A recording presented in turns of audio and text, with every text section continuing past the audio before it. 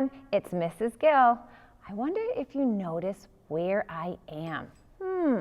Not at the parish center. From now on, boys and girls, all our videos are going to take place right here inside the church. Because for the next lesson, 6 lessons, we are focusing on First Holy Communion. So you're going to notice we're going to take little tours around the church. And if you watch closely on Sundays, Father Chris at the 11 o'clock Mass, you'll be able to see exactly what takes place on this very special table. And this table has a special name. It's called the altar. So what I want to ask you now, does anybody know another name for First Communion? I'll give you a minute. All right, Hemingway, what about you? I think you're right, Hemingway. It's called the Eucharist. Eucharist. That's a big word, just like reconciliation was a big word. But Eucharist, this is how you can remember it. It takes place around this special table. There are people gathered around it, and there's a special meal. What holiday do you know that takes place around a special table? Families are gathered there, and you have a special meal. I think you know, right, Hemingway? It's Thanksgiving. Boys and girls, Eucharist means Thanksgiving. And it is about a special meal, except the meal we're receiving here is the most important meal that you'll have all week. If you picked up your books already, you will find that we gave you this special plate. And we know right now it's just a plastic plate. What we ask that you do is as you go through this book and you listen to the lessons or you watch the videos, you're going to get some ideas about what First Holy Communion or what First Eucharist means.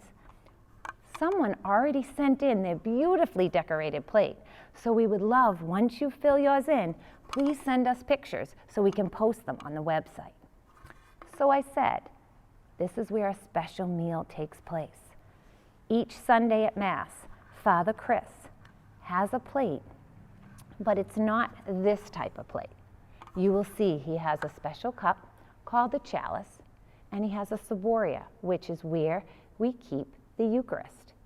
So remember, Eucharist, Thanksgiving.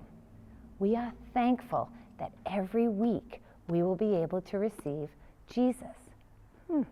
What a perfect time. It's Lent. Lent began on Ash Wednesday. 40 days to change our heart. Boys and girls, as you go through these lessons, you are going to find that Jesus changes our heart too. And we're so lucky because for First Holy Communion, when we receive Jesus, we have him inside and he changes our heart.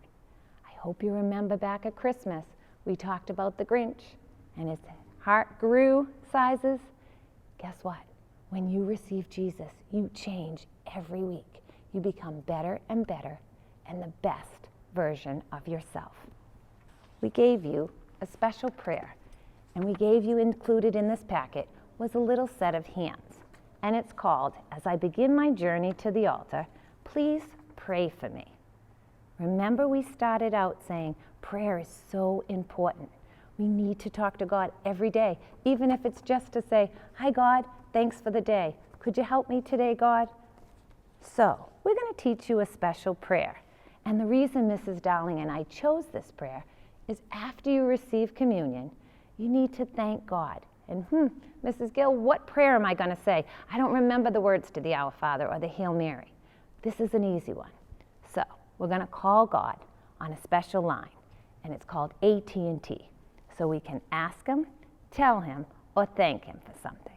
So you ready? My hands are like this. When I go back, my thumb's going to come out first. So my thumb is closest to us. We can ask, tell, or thank God for somebody who's close to us. Moms, dads, grandparents, little brother or sister.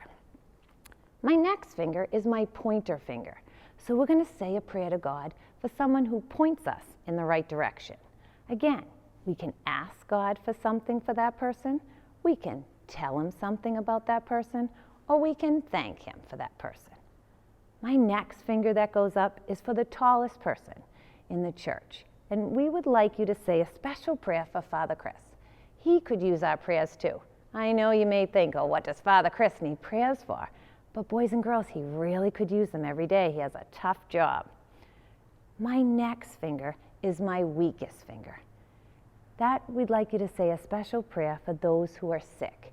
If you are fortunate enough that you don't have anybody in your family that's sick, please say a special prayer for all those, especially at this time, that are suffering from COVID-19 or that need just that extra little boost. And my last finger is for you. So it's my smallest finger on my hand, simple to remember. We can ask, tell, or thank God for something. So as you go through your week, and especially this week when you're watching Mass, take a moment after Tim reads that special prayer and have your hands ready. And as you're saying it, ask, tell, or thank God for something.